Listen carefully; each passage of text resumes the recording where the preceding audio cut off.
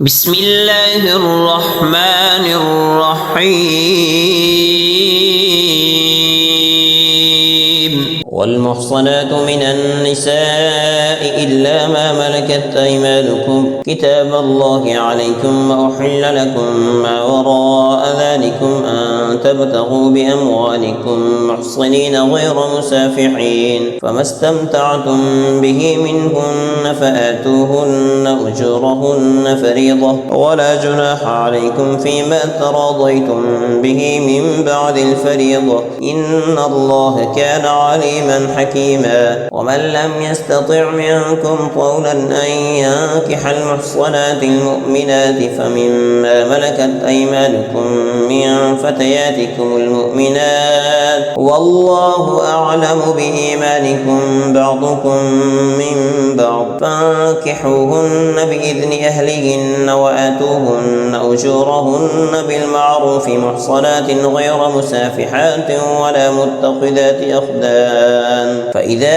أحصن فإن أتين بفاحشة فعليهن نصف ما على المحصنات من العذاب ذلك لمن خشي العنة منكم وأن تصبروا خير لكم والله غفور رحيم يريد الله ليبين لكم ويهديكم سنن الذين من قبلكم ويتوب عليكم والله عليم حكيم والله يريد أن يتوب عليكم ويريد الذين يتبعون الشهوات أن تميلوا ميلا عظيما يريد الله أن يخفف عنكم وخلق الإنسان ضعيفا يا أيها الذين آمنوا لا تأكلوا أموالكم بينكم بالباطل إلا أن تكون تجارة عن تراض منكم ولا تقتلوا أنفسكم إن الله كان بكم رحيما ومن يفعل ذلك عدوانا وظلما فسوف نصليه نارا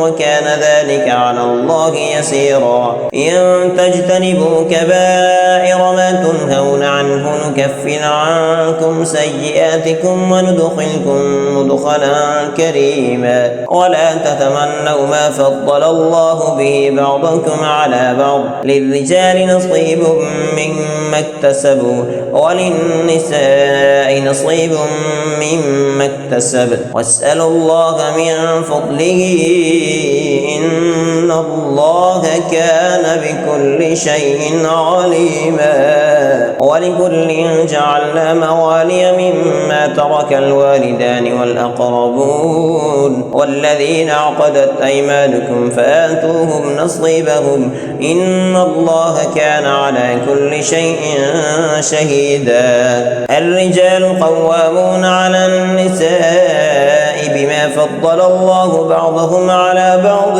وبما أنفقوا من أموالهم فالصالحات قانتات حافظات للغيب بما حفظ الله واللاتي تخافون نشوزهن فعظوهن واهجروهن في المضاجع واضربوهن فإن أطعنكم فلا تبغوا عليهن سبيلا إن الله كان عليا كبيرا وإن خفتم شقاق بينهما فابعثوا حكما من أهله وحكما من أهلها إن يريدا إصلاحا يوفق الله بينهما إن الله كان عليما خبيرا واعبدوا الله ولا تشركوا به شيئا وبالوالدين إحسانا وبذي القربى واليتامى والمساكين والجار ذي القربى والجار الجنب والصاحب بالجنب وابن السبيل وما ملكت أيمانكم إن الله لا يحب من كان مختالا فخورا الذين يبخلون ويأمرون الناس بالبخل ويكتمون ما آتاهم الله من فضله وأعتدنا للكافرين عذابا مهينا والذين ينفقون أموالهم رئاء الناس ولا يؤمنون بالله ولا باليوم الآخر ومن يكن الشيطان له قرينا فساء قرينا وماذا عليهم لو آمنوا بالله واليوم الآخر وأنفقوا مما رزقهم الله وكان الله بهم عليما إن الله لا يظلم مثقال ذرة وإن تك حسنة يضاعفها ويؤت من لدنه أجرا عظيما فكيف إذا جئنا من كل أمة بشهيد وجئنا بك على هؤلاء شهيدا يومئذ يود الذين كفروا وعصوا الرسول لو تسوى بهم الأرض ولا يكتمون الله حديثا يا أيها الذين آمنوا لا تقربوا الصلاة وأنتم سكارى حتى تعلموا ما تقولون ولا جنبا إلا عابري سبيل حتى تغتسلوا وإن كنتم مرضى أو على سفر أو جاء أحد منكم من الغائط أو لامستم النساء فلم تجدوا ماء فتيمموا صعيدا طيبا فامسحوا بوجوهكم وأيديكم إن الله كان عفوا غفورا ألم تر إلى الذين أوتوا نصيبا من الكتاب يشترون الضلالة ويريدون أن تضلوا السبيل والله أعلم بأعدائكم وكفى بالله وليا وكفى بالله نصيرا من الذين هادوا يحرفون الكلم عن مواضعه ويقولون سمعنا وعصينا واسمع غير مسمع وراعنا ليا بألسنتهم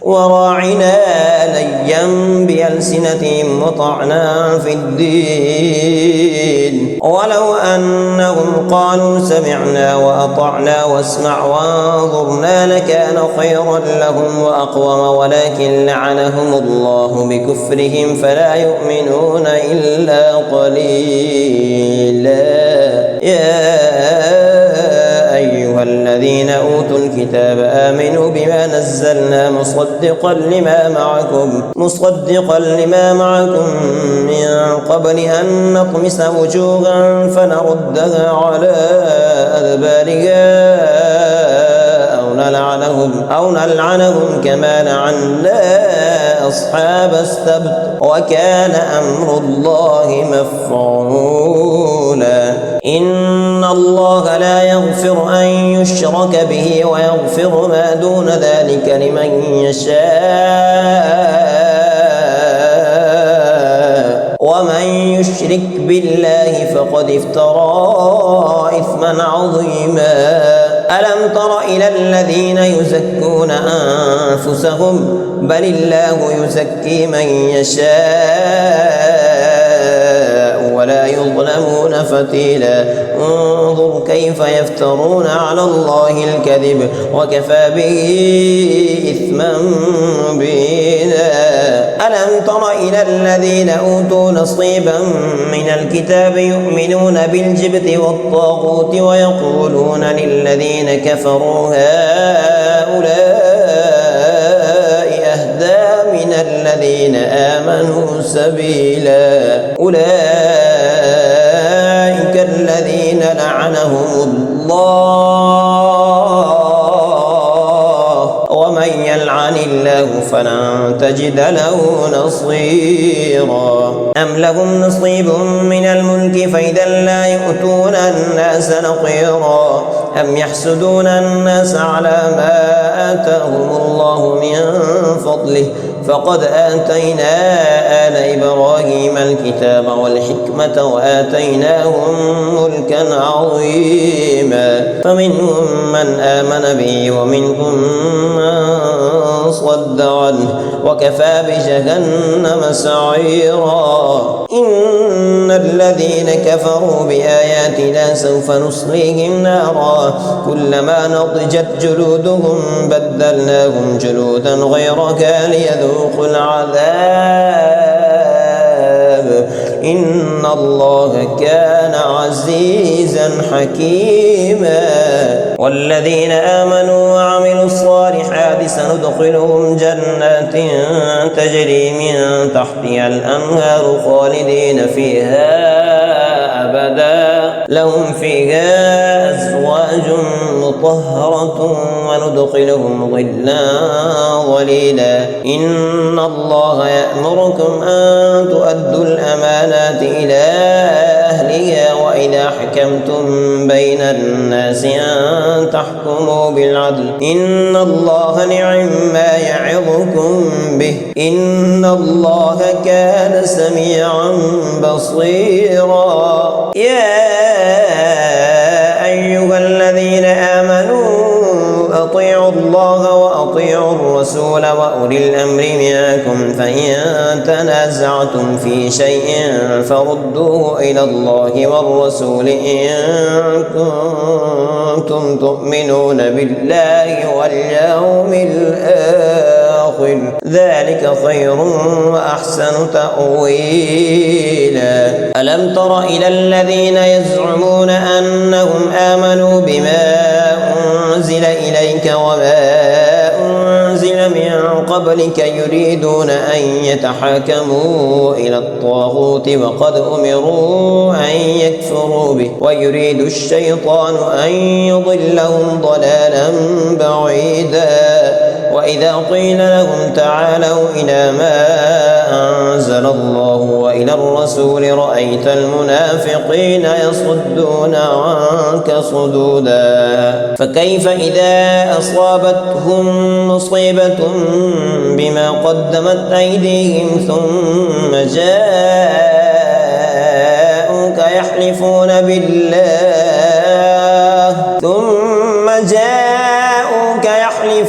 بالله إن أردنا إلا إحسانا وتوفيقا. أولئك الذين يعلم الله ما في قلوبهم فأعرض عنهم وعظهم وقل لهم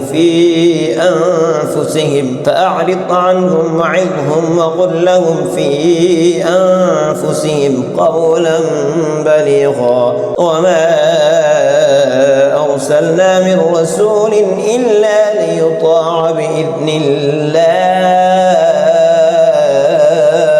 ولو أنهم إذ ظلموا أنفسهم جاءوك فاستغفروا الله واستغفر لهم الرسول لوجدوا الله توابا رحيما.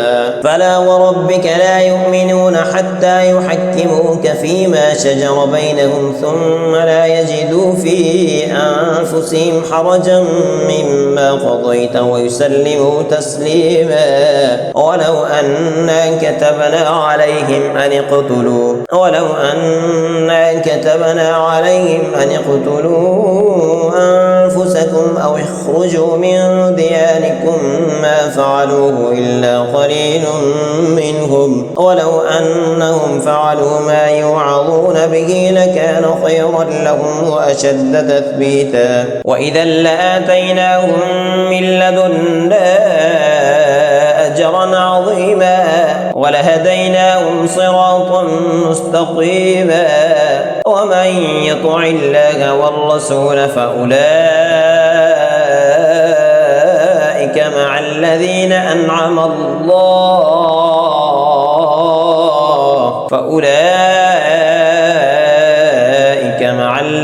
أنعم الله عليهم من النبيين والصديقين والشهداء والصالحين وحسن أولئك رفيقا. ذلك الفضل من الله وكفى بالله عليما. يا أيها أيها الذين آمنوا خذوا حذركم فانفروا ثبات أو انفروا جميعا وإن منكم لمن ليبطئن فإن أصابتكم مصيبة قال قد أنعم الله علي إذ لم أكن معهم شهيدا ولئن أصابكم فضل من الله ليقولن كأن لم تكن بينكم وبينه مودة يا ليتني كنت معهم فأفوز فوزا عظيما فليقاتل في سبيل الله الذين يشرون الحياة الدنيا بالآخرة ومن يقاتل في سبيل الله فيقتل أو يغلب فسوف نؤتيه أجرا عظيما وما لكم لا تقاتلون في سبيل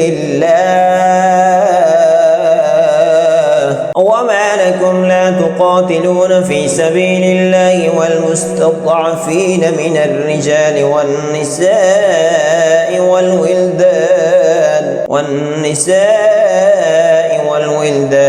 الذين يقولون ربنا أخرجنا من هذه القرية الظالم أهلها واجعل لنا من لدنك وليا واجعل لنا من لدنك نصيرا الذين آمنوا يقاتلون في سبيل الله والذين كفروا يقاتلون في سبيل الطاغوت فقاتلوا أولياء الشيطان إن كيد الشيطان كان ضعيفا ألم تر إلى الذين قيل لهم كفوا أيديكم وأقيموا الصلاة وآتوا الزكاة فلما كتب عليهم القتال إذا فريق منهم يخشون الناس كخشية الله أو أشد خشية وقالوا ربنا لم كتبت علينا القتال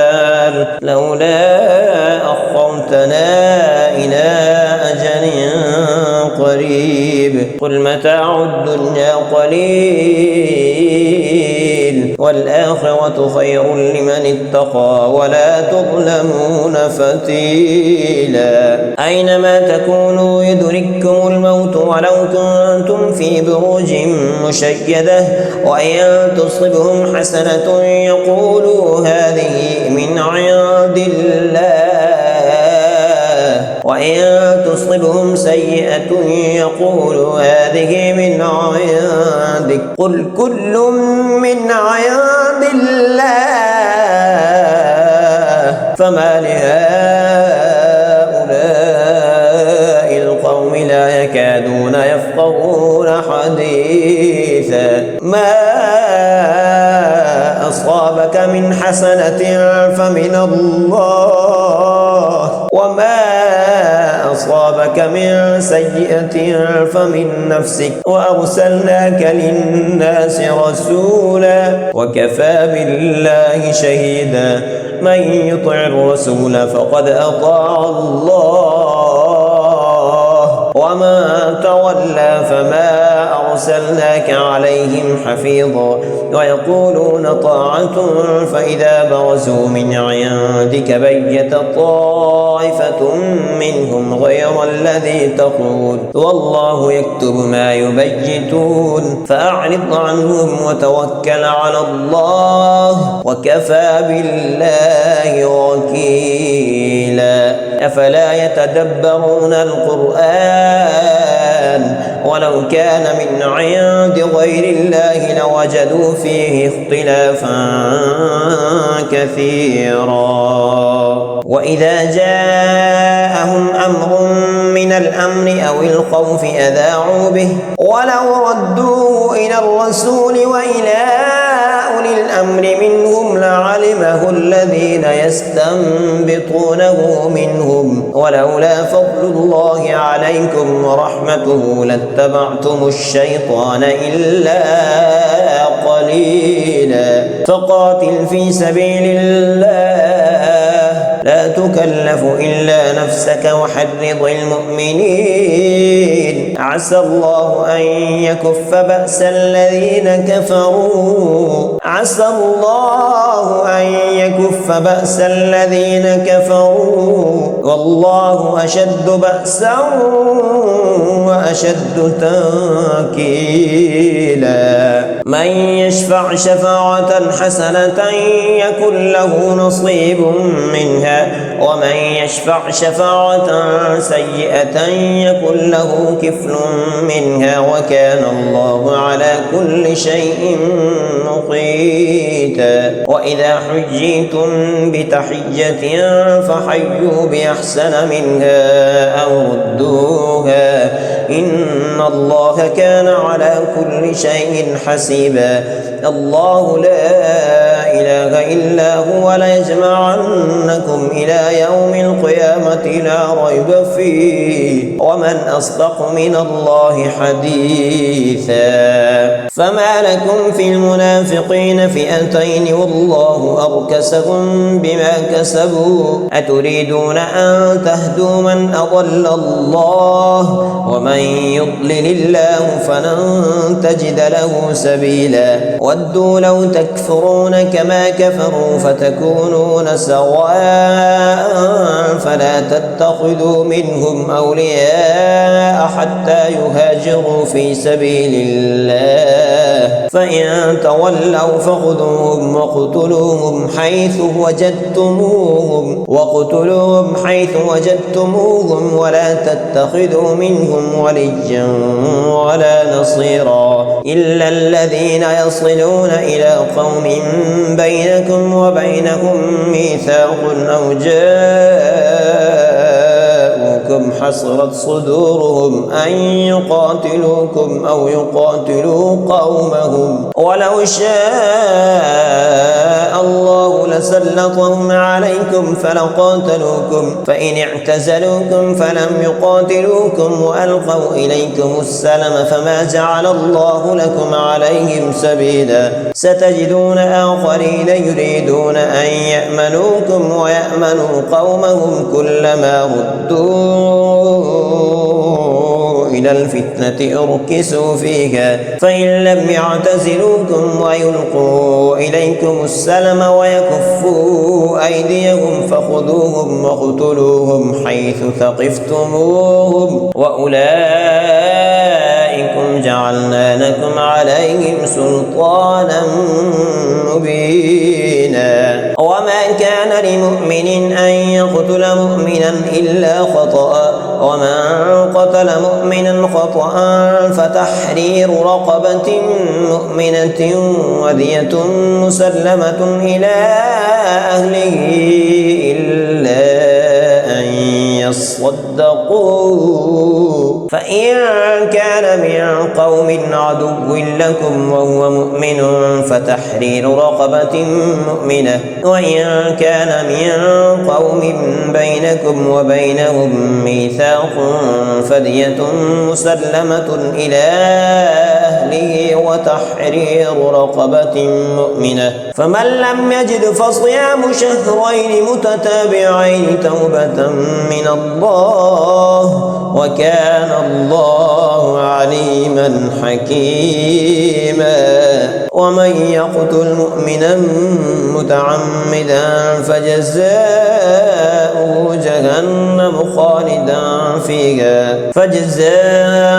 جهنم خالدا فيها وغضب الله عليه ولعنه وأعد له عذابا عظيما. يا أيها الذين آمنوا إذا ضربتم في سبيل الله فتبينوا ولا تقولوا لمن ألقى إليكم السلام لست مؤمنا تبتغون عرض الحياة الدنيا فعند الله مغانم كثيرة كذلك كنتم من قبل فمن الله عليكم فتبينوا إن الله كان بما تعملون خبيرا. بصيرا. لا يستوي القاعدون من المؤمنين غير أولي الضرر والمجاهدون في سبيل الله بأموالهم وأنفسهم. فضل الله المجاهدين بأموالهم وأنفسهم على القاعدين درجة، وكلا وعد الله الحسنى، وفضل الله المجاهدين على القاعدين أجرا عظيما، درجات منه ومغفرة ورحمة، وكان الله غفورا رحيما. إن الذين توفاهم الملائكة ظالمي أنفسهم قالوا فيم كنتم؟ قالوا كنا مستضعفين في الأرض. قالوا ألم تكن أرض الله واسعة فتهاجروا فيها؟ فأولئك مأواهم جهنم وساءت مصيرا. إلا المستضعفين من الرجال والنساء والولدان لا يستطيعون حيلة ولا يهتدون سبيلا، فأولئك عسى الله أن يعفو عنهم، وكان الله عفوا غفورا. ومن يهاجر في سبيل الله يجد في الأرض مراغما كثيرا وسعة، ومن يخرج من بيته مهاجرا إلى الله ورسوله ثم يدركه الموت فقد وقع أجره على الله، وكان الله غفورا رحيما. وإذا ضربتم في الأرض فليس عليكم جناح أن تقصروا من الصلاة إن خفتم أن يفتنكم الذين كفروا إن الكافرين كانوا لكم عدوا مبينا. وإذا كنت فيهم فأقمت لهم الصلاة فلتقم طائفة منهم معك وليأخذوا أسلحتهم، فإذا سجدوا فليكونوا من ورائكم ولتأت طائفة أخرى لم يصلوا فليصلوا معك وليأخذوا حذرهم وأسلحتهم. ود الذين كفروا لو تغفلون عن أسلحتكم وأمتعتكم فيميلون عليكم ميلة واحدة. ولا جناح عليكم إن كان بكم أذى من مطر أو كنتم مرضى أن تضعوا أسلحتكم وخذوا حذركم إن الله أعد للكافرين عذابا مهينا. فإذا قضيتم الصلاة فاذكروا الله قياما وقعودا وعلى جنوبكم، فإذا اطمأنتم فأقيموا الصلاة إن الصلاة كانت على المؤمنين كتابا موقوتا. ولا تهنوا في ابتغاء القوم إن تكونوا تألمون فإنهم يألمون كما تألمون، وترجون من الله ما لا يرجون، وكان الله عليما حكيما. إنا أنزلنا إليك الكتاب بالحق لتحكم بين الناس بما أراك الله ولا تكن للخائنين خصيما واستغفر الله إن الله كان غفورا رحيما. ولا تجادل عن الذين يختانون أنفسهم إن الله لا يحب من كان خوانا أثيما. يستخفون من الناس ولا يستخفون من الله وهو معهم إذ يبيتون ما لا يرضى من القول، وكان الله بما يعملون محيطا. أنتم هؤلاء جادلتم عنهم في الحياة الدنيا فمن يجادل الله عنهم يوم القيامة أم من يكون عليهم وكيلا.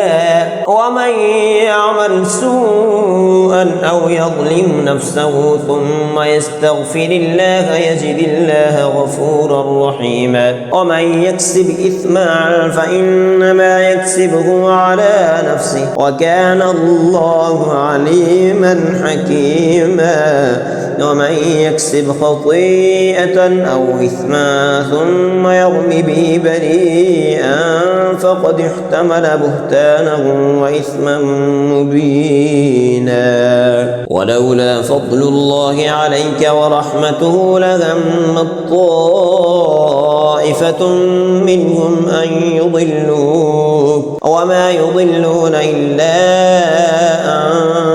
أنفسهم وما يضرونك من شيء. وأنزل الله عليك الكتاب والحكمة وعلمك ما لم تكن تعلم وكان فضل الله عليك عظيما. لا خير في كثير من نجواهم إلا من أمر بصدقة أو معروف أو إصلاح بين الناس ومن يفعل ذلك ابتغاء مرضات الله فسوف نؤتيه أجرا عظيما. ومن يشاقق الرسول من بعد ما تبين له الهدى ويتبع غير سبيل المؤمنين نوله ما تولى ونصله جهنم وساءت مصيرا. إن الله لا يغفر أن يشرك به ويغفر ما دون ذلك لمن يشاء ومن يشرك بالله فقد ضل ضلالا بعيدا. إن يدعون من دونه إلا إناثا وإن يدعون إلا شيطانا مريدا لعنه الله وقال لأتخذن من عبادك نصيبا مفروضا ولأضلنهم ولأمنينهم ولآمرنهم فليبتكن آذان الأنعام ولآمرنهم فليغيرن خلق الله ومن يتخذ الشيطان وليا من دون الله فقد خسر خسرانا مبينا. يعدهم ويمنيهم وما يعدهم الشيطان إلا غرورا. أولئك مأواهم جهنم ولا يجدون عنها محيصا. والذين آمنوا وعملوا الصالحات سندخلهم جنات تجري من تحتها الأنهار خالدين فيها أبدا وعد الله حقا ومن أصدق من الله قيلا. ليس بأمانيكم ولا أماني أهل الكتاب من يعمل سوءا يجز به ولا يجد له من دون الله وليا ولا نصيرا. ومن يعمل من الصالحات من ذكر أو أنثى وهو مؤمن فأولئك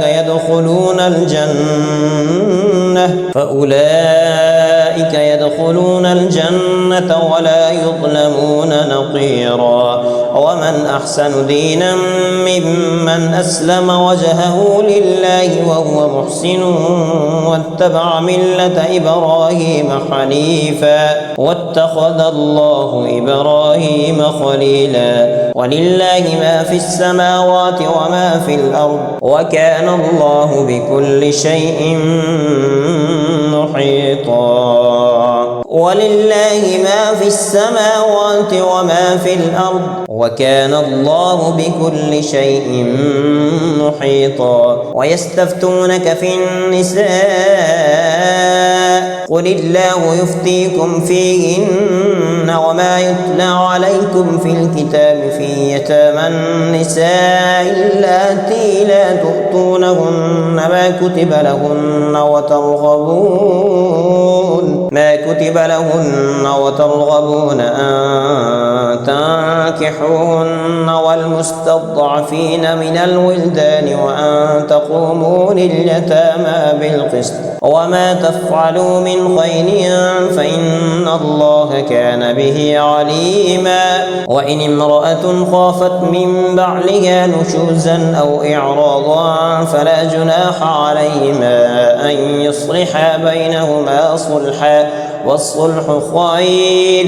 وأحضرت الأنفس الشح وإن تحسنوا وتتقوا فإن الله كان بما تعملون خبيرا. ولن تستطيعوا أن تعدلوا بين النساء ولو حرصتم فلا تميلوا كل الميل فتذروها كالمعلقة وإن تصلحوا وتتقوا فإن الله كان غفورا رحيما. وإن يتفرقا يغني الله كلا من سعته وكان الله واسعا حكيما.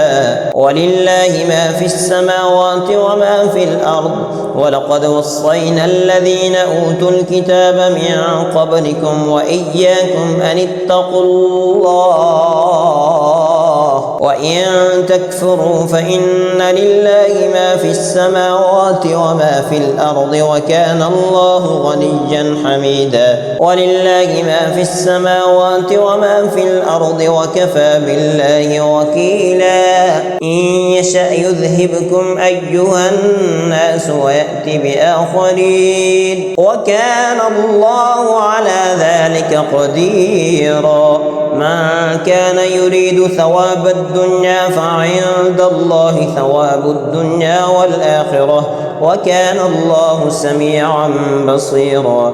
يا أيها الذين آمنوا كونوا قوامين بالقسط شهداء لله ولو على أنفسكم أو الوالدين والأقربين إن يكن غنيا أو فقيرا فالله أولى بهما فلا تتبعوا الهوى أن تعدلوا وإن تلووا أو تعرضوا فإن الله كان بما تعملون خبيرا. يا أيها الذين آمنوا بالله ورسوله والكتاب الذي نزل على رسوله والكتاب الذي أنزل من قبل ومن يكفر بالله وملائكته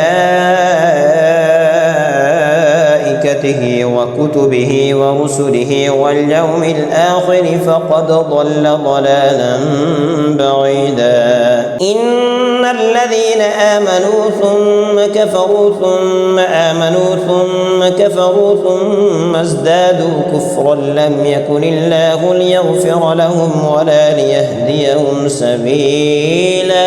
بشر المنافقين بأن لهم عذابا أليما. الذين يتخذون الكافرين أولياء من دون المؤمنين أيبتغون عندهم العزة فإن العزة لله جميعا.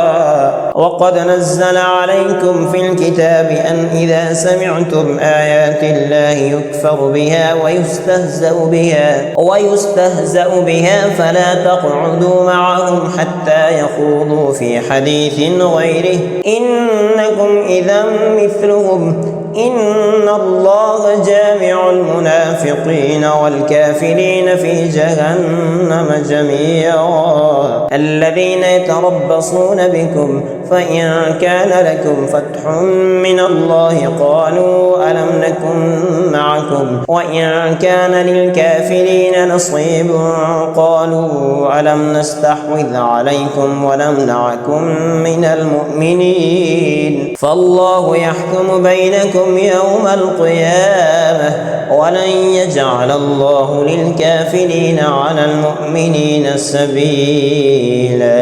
إن المنافقين يخادعون الله وهو خادعهم وإذا قاموا إلى الصلاة قاموا كسى لا يراءون الناس ولا يذكرون الله إلا قليلا.